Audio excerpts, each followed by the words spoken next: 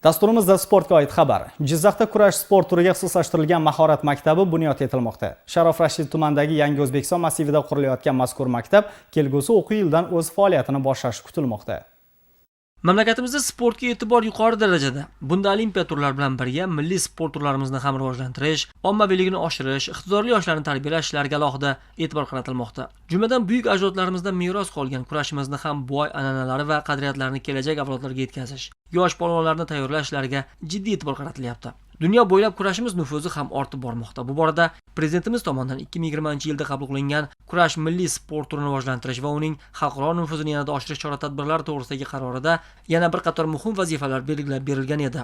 Shuningdek, qarorda 2021-2025 yillarda hududlarda kurash mahorat maktablarini bosqichma-bosqich tashkil etish ham nazarda tutilgan. Shu kunlarda Jizzax viloyatining kurash mahorat maktabi Sharof Rashid tumanidagi Yangi O'zbekiston massivi hududida bunyod etilmoqda.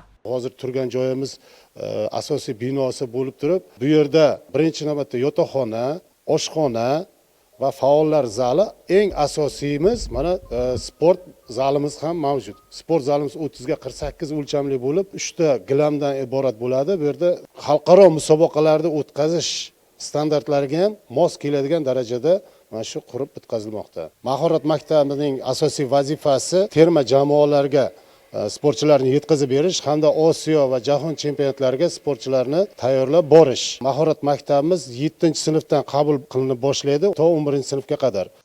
Aytish kerak, 150 o'ringa mo'ljallangan kurash mahorat maktabi qurilishi uchun davlat byudjetidan 17 milliard so'mdan ortiq mablag' ajratilgan. Qurilishlar avgust oyida yakunlanishi rejalashtirilgan bo'lib, kelgusi o'quv yilidan kurash mahorat maktabi o'z faoliyatini boshlaydi.